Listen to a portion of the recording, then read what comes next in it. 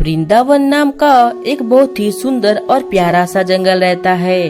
उस जंगल में मिट्ठू नाम का एक राजा अपनी बीवी टूनी के साथ रहता था। वैसे तो राजा के पास बहुत सारे धन दौलत सोने चांदी थे, परंतु उन्हें बस एक चीज की कमी थी, एक बेटे की।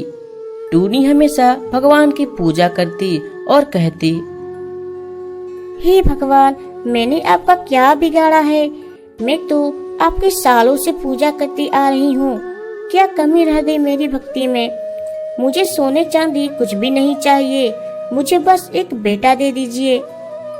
तभी मिट्ठू महाराज भी वहाँ आ जाते हैं और वह टूनी से कहते हैं, टूनी, तुम चिंता मत करो, भगवान पे भरोसा रखो। भगवान के घर देर है पर अंधेर नहीं, वह हमारी पुकार जरूर सुनेंगे। ऐसे ही धीरे धीरे दिन बीतता गया और टूनी गर्भवती हो गई। मिट्ठू महाराज आज बहुत ही खुश थे। थोड़ी दिन बाद टूनी ने 3 अंडे दिए और जैसे ही समय हुआ उन अंडों में से 3 बच्चे पैदा हुए। तीनों बच्चों को देखकर मिट्ठू महाराज बहुत खुश हो गए। हे भगवान, आपका बहुत बहुत धन्यवाद। आपने मुझे 3 बच्चे देकर मेरी खुशी को तिगुना कर दिया। देखो टूनी, मैंने कहा था ना, भगवान के घर देर है पर अंधेर नहीं। मिट्ठू महाराज अपने बेटों का नाम रखते हैं। पहले बेटे का नाम गोलू, दूसरे बेटे का नाम सोनू और तीसरे वाले बेटे का नाम मोनू रखते हैं। ऐसे ही धीरे धीरे दिन बीतता गया और मिट्ठू महाराज के तीनों बेटे बहुत बड़े हो गए। मिट्ठू महाराज की उम्र भी हो चली थी। अब मिट्ठू महाराज के पास एक बड़ी समस्या थी। मिट्ठू महाराज को समझ ही नहीं आ रहा था कि वे अपने तीनों बेटों में से किसको वृंदावन का राजा बनाएं। मिट्ठू महाराज अपनी समस्या लेकर अपनी बीवी टूनी के पास चले जाते हैं और उनसे कहते हैं, देखो ना टूनी, हमारे तीनों बेटों का जन्म एक ही साथ हुआ है और इनमें से ना ही कोई बड़ा और ना ही कोई छोटा है, तो भला मैं इन तीनों में से किसको राजा बनाऊं? यदि कोई बड़ा होता तो मैं उसे ही राजा बना देता, पर अब समझ नहीं आ रहा है, अब मैं क्या करूं? टूनी चिड़िया कुछ देर सोचती है और फिर मिट्ठू महाराज को एक उपाय बताती है। मिट्ठू महाराज ये उपाय सुनकर बहुत ही खुश हो जाते हैं। अरे वाह टूनी, तुमने तो मेरी सारी समस्या ही हल कर दी। अगले दिन मिट्ठू महाराज अपने तीनों बेटों को बुलाते हैं और उनके सामने एक कटोरी रख देते हैं। देखो बच्चों, इस कटोरी में कई पौधों के बीज हैं। मैं तुम तीनों को इसमें से एक एक बीज दूंगा और तुमको इन्हें ले जाकर बड़ा करना होगा, और अंत में जिसके पास गुलाब के पौधे होंगे उसे मैं यहाँ का राजा बना दूंगा।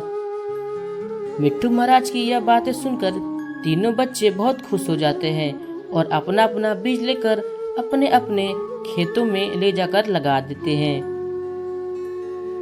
और अपने पौधों का देखभाल करने लगते हैं। देखते ही देखते कुछ दिन बीत जाते हैं और तीनों के पौधे बड़े हो जाते हैं। जब वे तीनों अपने पौधे के पास जाते हैं, तभी बड़ा बेटा गोलू अपने पौधों को देखकर हैरान हो जाता है। अरे यह क्या? यह तो गुलाब का पौधा नहीं है, यह तो कोई कांटों से भरा पौधा लग रहा है। हे भगवान, लगता है अब मैं राजा नहीं बनूंगा। क्यों ना एक काम करता हूँ, इस पौधों को फेंक कर एक गुलाब का पौधा खरीद लाता हूँ और वही पौधा पिताजी को दे दूंगा। इसी प्रकार दूसरा बेटा सोनू भी ऐसा ही करता है। वह अपने कांटों से भरा पौधा फेंक कर एक गुलाब का पौधा खरीद लाता है।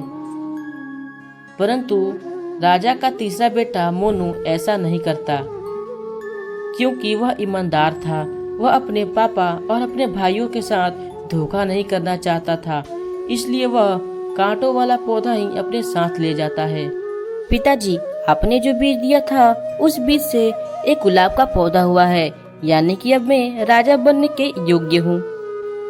तभी दूसरा बेटा बोलता है, नहीं पिताजी, मेरे बीज से भी गुलाब का पौधा ही हुआ है, यानी कि मैं राजा हुआ। तीसरा बेटा मुन्नू उन सबकी बातें चुपचाप बस सुन ही रहा था। तभी मिट्ठू महाराज बोलते हैं, अरे सुनो बेटा, क्या हुआ? तुमने अपना पौधा नहीं दिखाया अभी तक। नहीं पिताजी, आपने जो मुझे पौधे का बीज दिया था उसे कांटों का पौधा हुआ है, इसलिए मैं राजा बनने के काबिल नहीं हूँ। अब समय था फैसला का कि अगला राजा कौन बनेगा।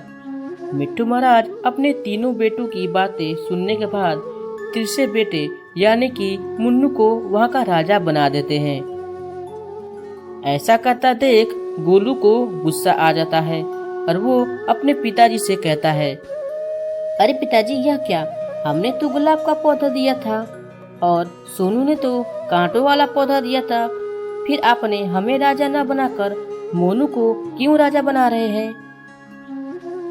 गोलू की बातें सुनकर मिट्टू महाराज थोड़ा मुस्कुराते हैं और उनसे कहते हैं, तुम दोनों ने राजा बनने के लिए मुझसे झूठ बोला। दरअसल मैंने तुम्हें गुलाब के पौधों का बीज कभी दिया ही नहीं था, बल्कि उस कटोरी में सिर्फ कांटों वाले पौधों के बीज थे और तुमने राजा बनने के लिए मुझसे झूठ बोला।